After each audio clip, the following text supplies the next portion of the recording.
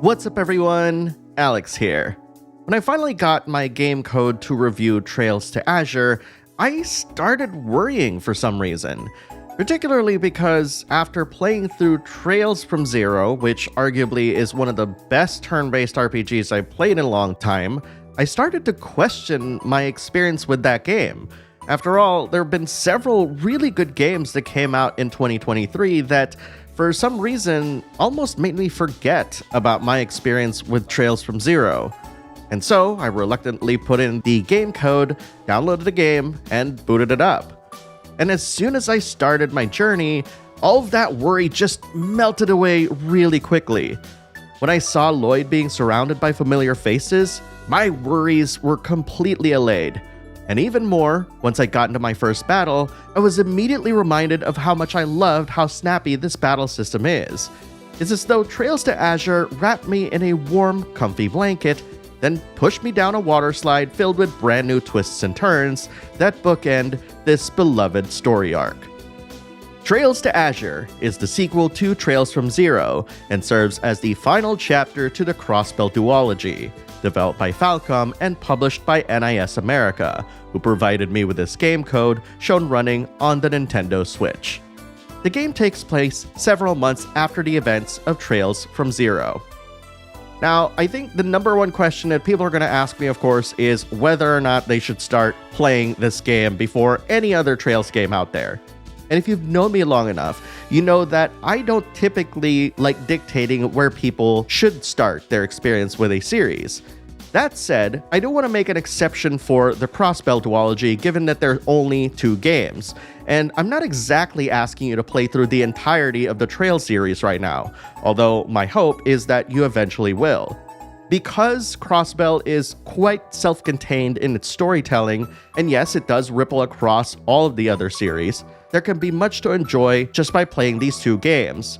And this microcosm creates a positive expectation for the player and tells them what the Trails series is really all about. And if for some reason you still want to start with Azure, there are summaries to get you up to speed as to what happened.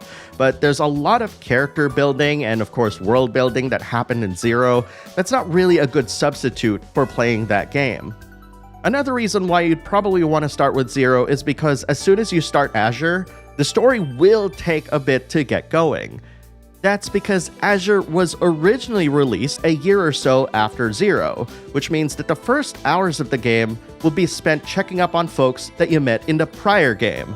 And it's because of that this beginning, these several hours, will feel slow for some, especially since we got Zero just a few months ago, with some of us just finishing Zero right now. That said, I do love the fact that the game catches us up with what happened to the rest of the cast. And by cast, I'm not even just talking about the immediate cast of the game, but also all the other NPCs in the world, because as you all know, Falcom is really good at world building. This, of course, pays off once the story really gets going. And as I mentioned, this becomes a roller coaster of sorts with tons of twists and turns that ultimately cap what is essentially a very robust and very entertaining adventure. One of the things that I love about Zero that Azure also has is the fact that it starts off very banal, very much like, okay, well, let's get into what we're doing every single day, and then it slowly kind of veers off into this other direction that feels very natural, and it's something that I really admire in the storytelling of both crossbell games. And in case people want to know, yes, I did hear from somebody that Azure's storyline isn't as good as Zero, but my experience of Azure is that it's such a great cap to an amazing duology that I now understand why people consider the crossbell games as the pinnacle of the Trails series. So if it hasn't been apparent yet, I highly recommend getting both games together and starting with Zero. But on top of the storytelling, one of the things that I absolutely love about the crossbell games is its battle system. Now, I have to make a caveat and say that the high-speed mode is what really makes crossbell's battle system really good for me, because if I didn't have that, the battles are just going to feel really slow and plodding. But because of the addition of high-speed mode, these battles are a lot more impactful for me and can get you in and out of combat really quickly, and I just really appreciate that aspect of it. Much of that pacing was probably informed because of the platforms that the game originally came out on. But when it comes out on more powerful platforms, I think it's fair to say that the high-speed mode does a really good job of making sure that the gameplay feels a bit modern despite its age. And this, of course, is testament to the fact that the animations, the sound effects, and everything work in concert to make it feel as though it's a modern turn-based RPG adventure. And yes, it has chibi characters and low polygonal environments, but I've chosen to take the entire package as a whole as opposed to discretely looking at individual pieces and critiquing them. Because at the end of the day, if we're going to be looking at Trails to Azure as part of a duology, then everything has to be considered, including the previous game. And speaking of the battle system, I still love the positional battle system that the Trails games have.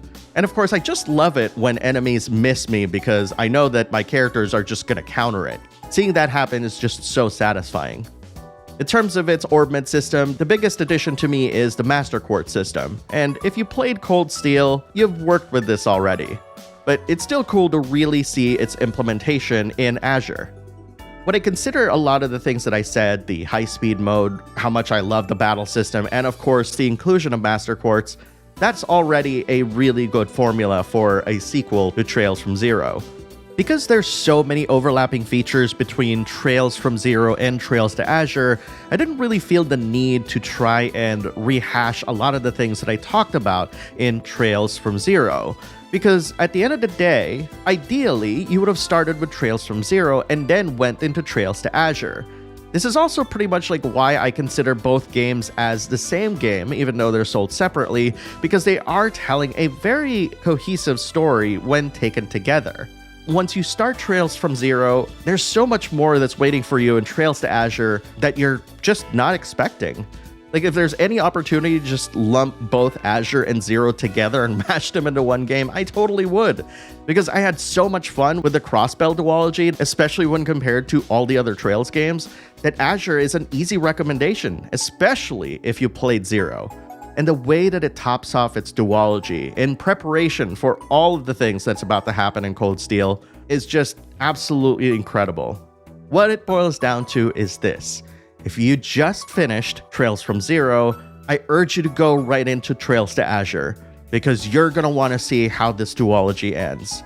And if you haven't yet, this duology is a must-play, especially if you're a turn-based RPG fan.